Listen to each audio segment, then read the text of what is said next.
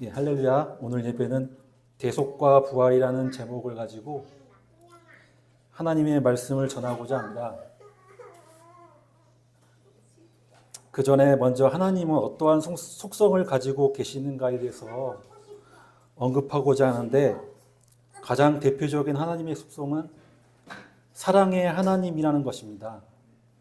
요한일서 4장 8절에 사랑하지 아니하는 자는 하나님을 알지 못하나니 이는 하나님은 사랑이심이니라. 또 다음 하나님의 속성은 공의의 하나님이십니다. 갈라디아서 6장 7절에 스스로 속이지 말라. 하나님은 업신여김을 받지 아니하시나니 사람이 무엇으로 심든지 그대로 거두리라. 우리가 선으로 심으면 선으로 거두고 악으로 심으면 악으로 거두는 공의로운 하나님을 나타내주는 대표 성경 구절입니다. 하나님께서 아담과 하와를 창조하시고 그들을 사랑하셔서 에덴 동산에서 행복하고 즐겁게 누리며 살 수 있도록 모든 것을 예비하셨습니다. 다만 한 가지 명령하셨는데, 선악을 알게 하는 나무는 먹지 말라고 하셨습니다. 먹으면 죽는다고 경고하셨습니다. 하지만 사단의 유혹에 넘어가 하나님의 말씀에 불순종하는 죄를 범하고 말았습니다. 로마서 6장 23절에 죄의 싹은 사망이요 죄의 결과는 피 흘림과 죽음뿐이라고 분명히 성경에서 말씀하고 있습니다. 아담과 하와의 죄로 인해 우리는 원죄와 자범죄로 죽을 수밖에 없는 존재가 되었습니다. 공의로운 하나님은 분명 죄는 죽음이라고 하셨기 때문입니다. 그러면 사랑의 하나님은 하나님의 형상과 모양으로 지어진 사람이 죽는 것을 무기력하게 지켜볼 수밖에 없는 존재인가? 이런 질문이 나올 수가 있습니다.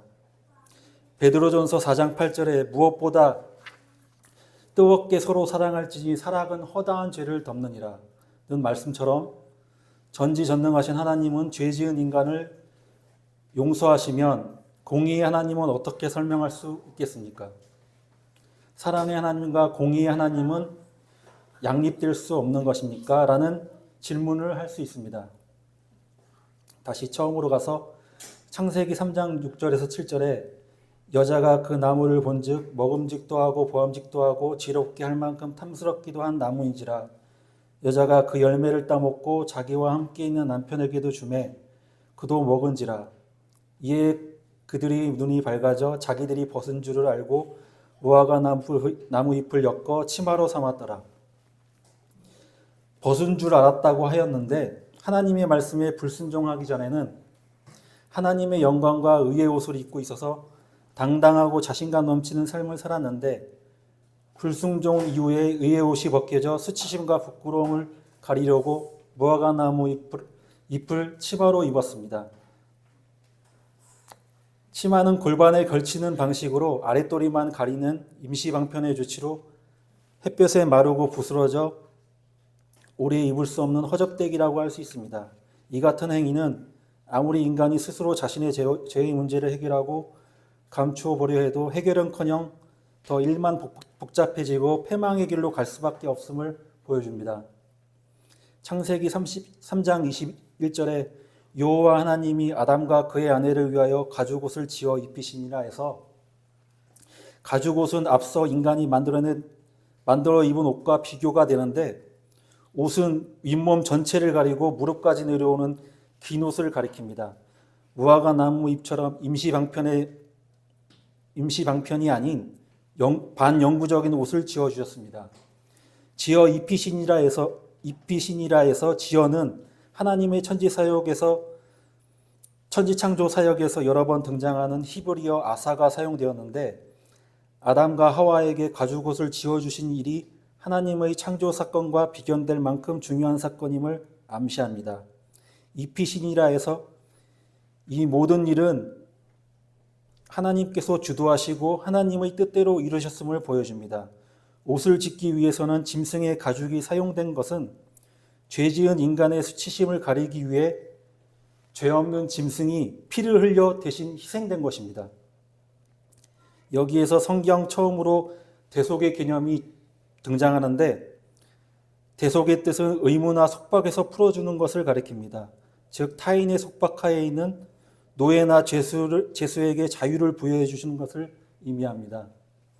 대속에 대해 설명하려면 구약의 제사 방법을 이야기해야 되는데 하나님은 이스라엘 민족에게 하나님이 정하신 일정한 절차에 따라 여러 가지 희생 제사를 드리라고 명령하셨습니다. 제사의 요건은 첫째, 짐승은 흠이 없어야 하고, 둘째, 제물을 바치는 사람은 그 짐승과 동일시 되어야 했습니다.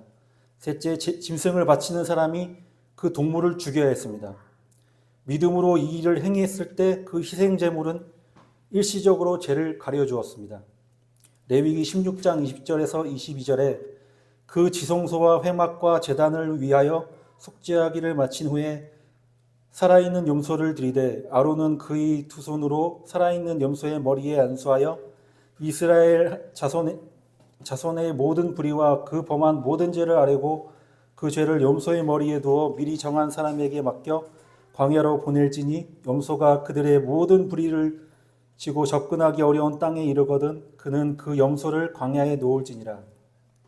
또 다른 희생 제사는 레위기 16장에 설명된 속죄일에 드리는 제사로 제사장이 2마리의 염소를 가져와 속죄 제물로 바쳤습니다. 염소 중 하나는 이스라엘 백성을 위한 속죄 제물로 희생되었고 다른 염소는 광야로 보내어졌습니다. 속죄 제물은 죄 사함을 위한 것, 다른 염소는 죄의 제거를 위한 것이었습니다.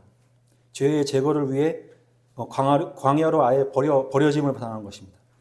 하나님께서 대속의 방법을 통하여 우리의 죄를 희생 제물에 전가하여 죄를 사하여 주시고 죄를 유기하는 방법을 구약 시대부터 교육시켜 주셨습니다. 하지만 이러한 희생 제사는 시간과 공간의 한계를 가질 수밖에 없습니다. 공간은 이스라엘과 그 백성에게만 유효하며 1년마다 매번 죄사함을 위한 그리고 죄를 희생 제물에 전가하기 위해 희생 제사가 필요했습니다.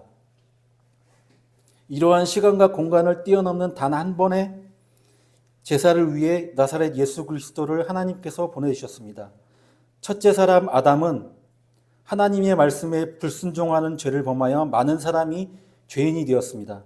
하지만 둘째 사람 아담은 사람이란 뜻인데 둘째 사람 나사렛 예수 그리스도는 하나님의 말씀에 절대 순종하였습니다.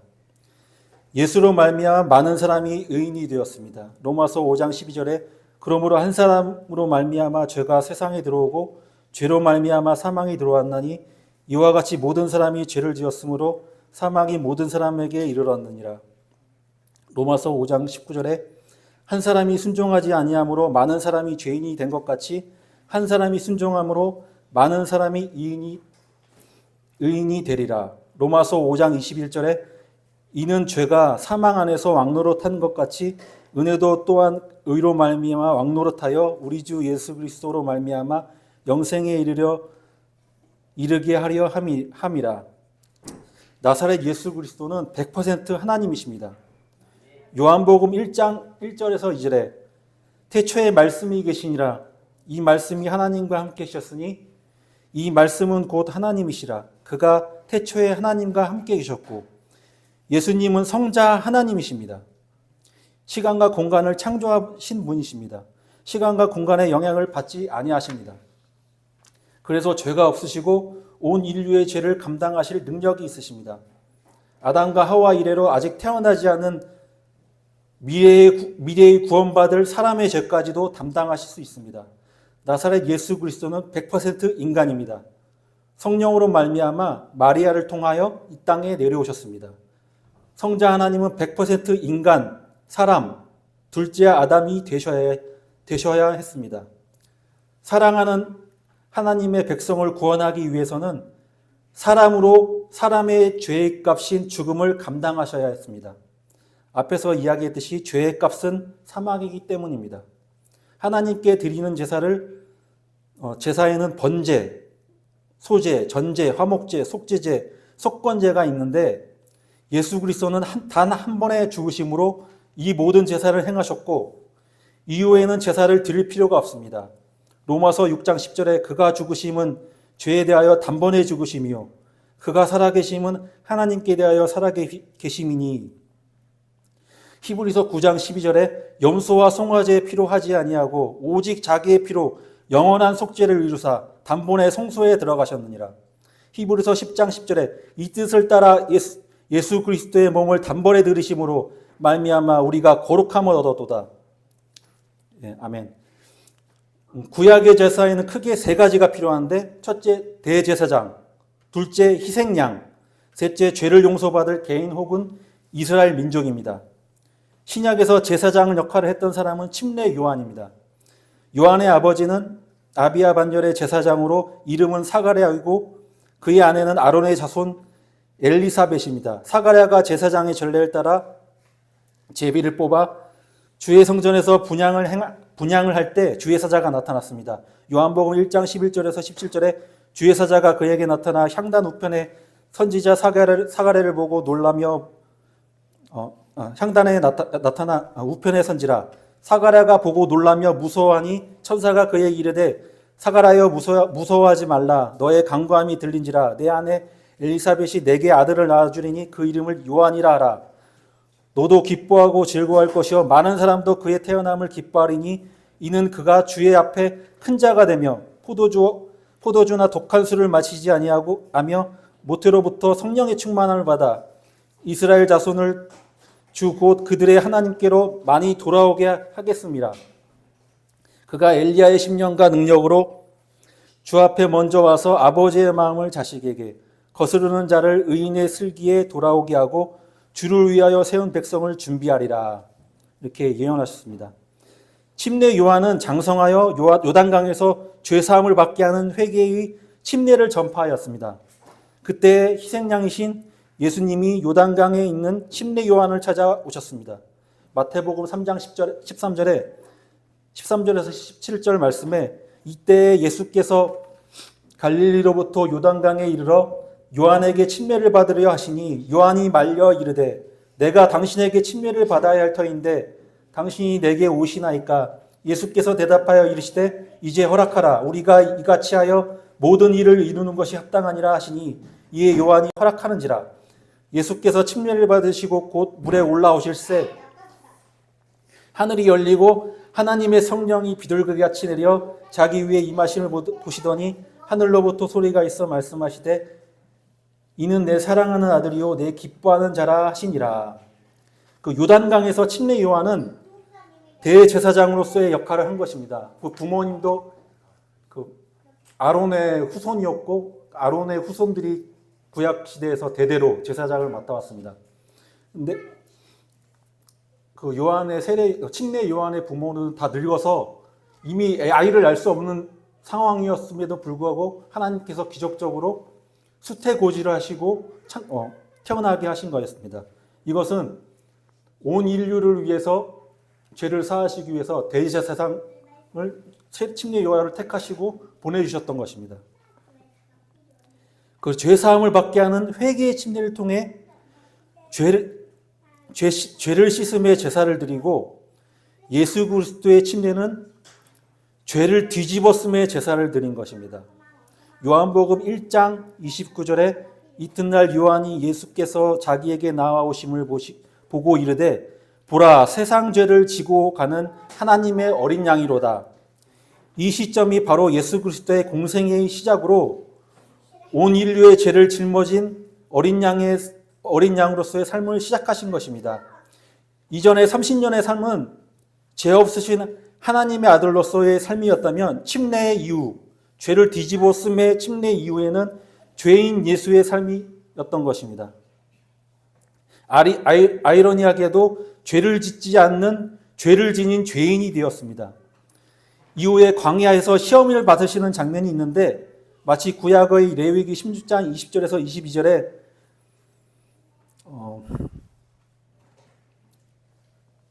그 지성소와 회막과 제단을 위하여 속죄하기를 마친 후에 살아있는 염소를 들이되 아론은 그의 두 손으로 살아있는 염소의 머리에 안수하여 이스라엘 자손의 모든 무리와 그 범한 모든 죄를 아뢰고 그 죄를 염소의 머리에 두고 미리 정한 사람에게 맡겨 광야로 보낼지니 염소가 그들의 모든 불의를 지고 접근하기 어려운 땅에 이르거든 그는 그 염소를 광야에 놓을지니라 의 말씀처럼 공생의 3년의 기간은 철저히 외롭고 유기된 삶을 살게 되었습니다. 마태복음 8장 20절에 예수께서 이르시되 여우도 굴이 있고 공중의 새도 거처가 있으되 인자는 머리 둘 곳이 없도다 하시더라.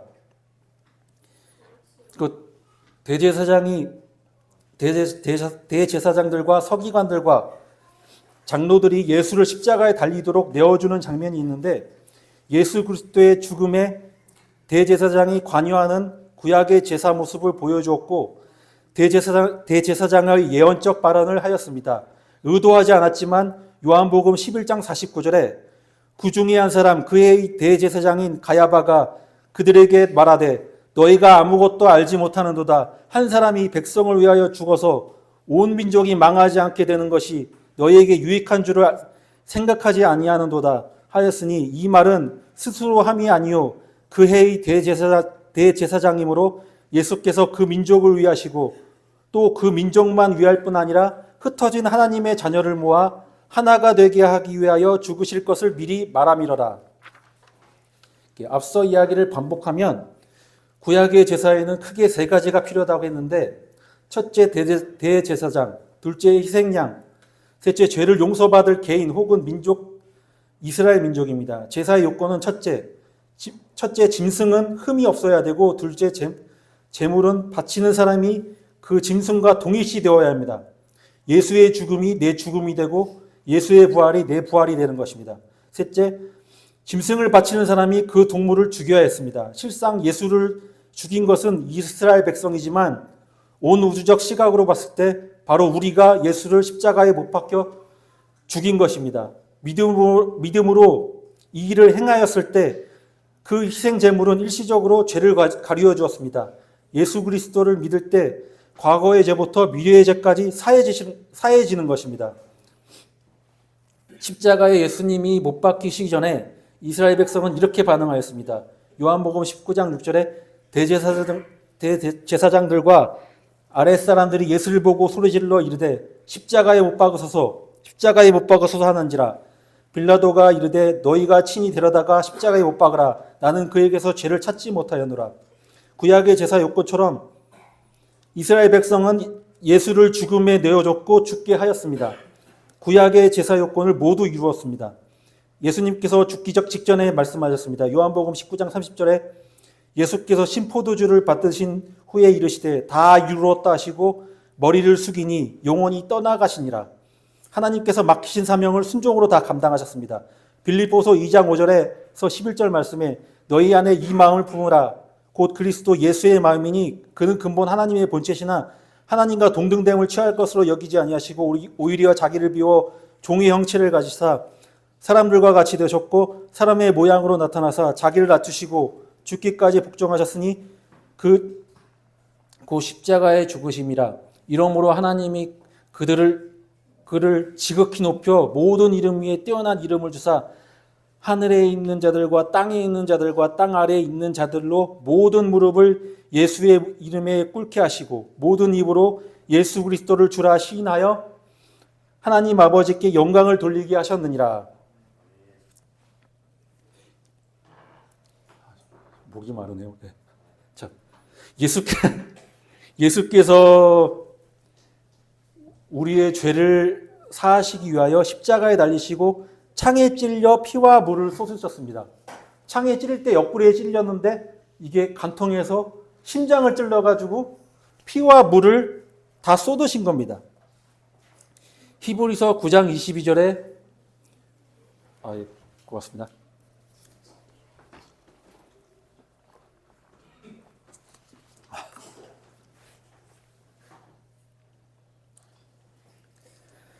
창에 찔려서 피와 물을 쏟으셨습니다. 완전히 이제 심장이 터졌으면은 이건 죽은 거라고 진비 없는 거죠. 죽은 사람이라고 봐야 되죠. 히브리서 9장 22절에 율법을 따라 거의 모든 물건이 피로써 정결케 되느니 피 흘림이 없은즉 사함이 없느니라. 그러니까 예수님께서 피를 흘리심으로써 우리의 모든 인류의 죄를 사하신 것입니다. 예수께서 죽으셨을 때 일어난 일을 보면 마태복음 27장 50절에서 51절에 예수께서 다시 크게 소리 지르시고 영원히 떠나가시니라.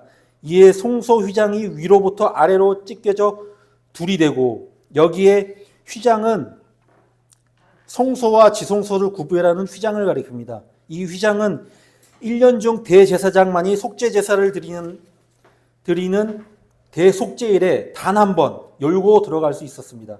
신학적으로 휘장이 찢어진 것은 하나님의 임재의 상징으로 여겨졌던 지성소가 개방됨으로써 구약의 성전이 더 이상 하나님의 임재하시지 않음을 가리킵니다. 즉 구약의 희생제물이 예표하는 바 예수께서 십자가에 죽으사 구약의 제사를 완성시키심으로써 구약의 제사의 중심이었던 구약의 성전이 더 이상 의미 없음을 상징적으로 보여줍니다. 이 휘장은 예수의 육체를 상징하는 것으로 그리스도의 죽음으로 동물 제사를 통하지 않고서도 하나님께 나아갈 수 있는 온전한 길이 열리게 된 것입니다. 히브리서 10장 19절에서 20절에 그러므로 형제들아 우리가 예수의 피를 힘입어 성소에 들어갈 담력을 얻었나니 그 길은 우리를 위하여 휘장 가운데로 열어놓으신 새로운 길이요 휘장은 그의 육체니라. 고린도전서 1장 18절에 십자가의 도가 멸망하는 자들에게는 미련한 것이요 구원을 받는 우리에게는 하나님의 능력이라. 고린도전서 1장 23절에 우리는 십자가에 못 박힌 그리스도를 전하니 유대인에게는 거리끼는 것이요 이방인에게는 미련한 것이로되. 이제야 이제 대속 이야기를 끝내고 부활의 이야기를 하고자 합니다. 예수 그리스도께서 죽으심으로 이 이야기가 끝나면 예수가 진정 하나님의 아들인지 아닌지 불분명해집니다. 3일 후에 부활하심으로 죽음을 극복하고 승리하신 능력의 하나님이심을 증명하셨습니다. 100% 하나님이심을 증명하셨습니다. 3일 후가 중요한데 3일간 죽어 있다는 것은 완벽한 죽음을 의미합니다. 예수님이 죽으신 3일간 예수님은 어디서 무엇을 하셨을까? 이런 궁금증이 생겼습니다. 저는 개인적으로 예수 그리스도의 이야기를 구약의 이야기를 통해서 풀어가는 것을 좋아합니다. 저는 구약의 사사 삼손의 이야기를 좋아하는데 삼손의 이야기 속에서 예수의 죽음 이후에 3일간의 행적을 추정할 수 있다고 개인적으로 생각합니다. 삼손은 들릴라의 속임을 받아서 블레셋 사람들에게 두 눈이 뽑히고 옥에서 맷돌을 돌리게 하였습니다.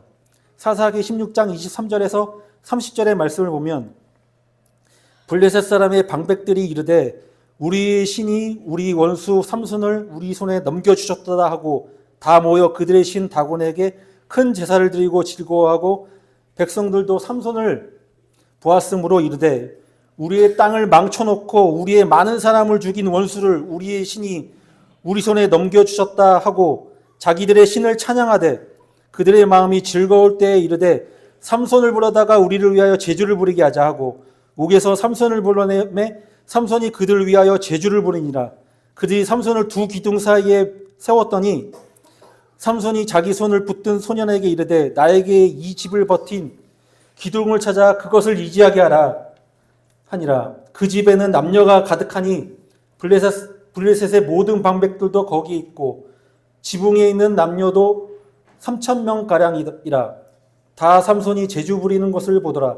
삼손이 여호와께 부르짖어 이르되 주 여호와여 구하옵나니 나를 생각하옵소서. 하나님이여 구하옵나니 이번만 나를 강하게 하사 나의 두 눈을 뺀 블레셋 사람에게 원수를 단번에 갚게 하옵소서 하고 삼손이 집을 버틴 두 기둥 가운데 하나는 왼손으로 하나는 오른손으로 껴 의지하고 삼손이 이르되 블레셋 사람과 함께 죽기를 원하노라 하고 힘을 다하여 몸을 굽히매 그 집이 곧 무너져 그 안에 있는 모든 방백들과 온 백성에게 덮이니 삼손이 죽을 때에 죽인 자가 살아있을 때에 죽인 자보다 더욱 많았더라. 이 말씀처럼 예수 그리스도께서는 3일간 사단의 세력의 조롱과 멸시와 고통을 당하시다가 블레셋의 왕과 장군, 지방관리에서부터 모든 백성이 조롱하려고 모인 순간 모두 매몰시킨 것처럼 삼손이 모두 매몰시킨 것처럼 사단의 세력을 싸그리 정리하셨습니다.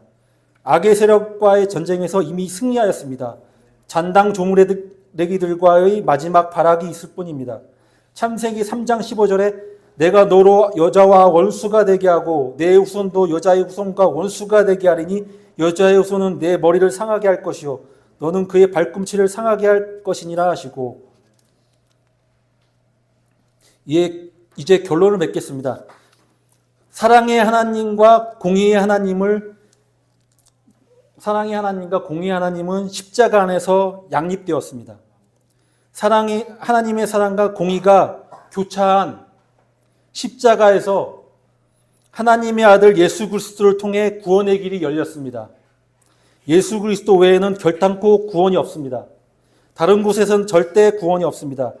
죄로 말미암아 부끄러움과 수치심을 가리려고 무화과 나무 잎으로 치마를 만들었던 우리들은 예수 그리스도를 믿음으로 오직 예수 그리스도의 옷을 입어야겠습니다. 로마서 13장 14절에 오직 주 예수 그리스도의 옷을 입고 정욕을 위하여 육신의 일을 도모하지 말라. 마태복음 20장 28절에 인자가 온 것은 섬김을 받으려 함이 아니라 도리어 섬기려 하고 자기 목숨을 많은 사람의 대성물로 주려 함이니라. 사도행전 4장 12절에 다른 이로서 구원을 받을 수 없나니 천하 사람 중에 구원을 받을 만한 다른 이름을 주신 일이 없음이라 하였더라. 고린도전서 1장 24절에 오직 부르심을 받은 자들에게는 유대인이나 헬라인이나 그리스도는 하나님의 능력이요 하나님의 지혜이니라. 예수 그리스도를 영접하여 죄사함을 받은 우리들은 매일매일 기쁨과 감사함으로 하나님께 찬양을 올리며 절대 긍정으로 살아가고 영혼이 잘된 것 같이 범사에 잘되고 강건하며 생명이 넘치기를 나사렛 예수 그리스도의 이름으로 한빛교회 형제자매님 축복합니다. 아멘. 고생하셨습니다. 기도하겠습니다. 하나님 아버지 사랑과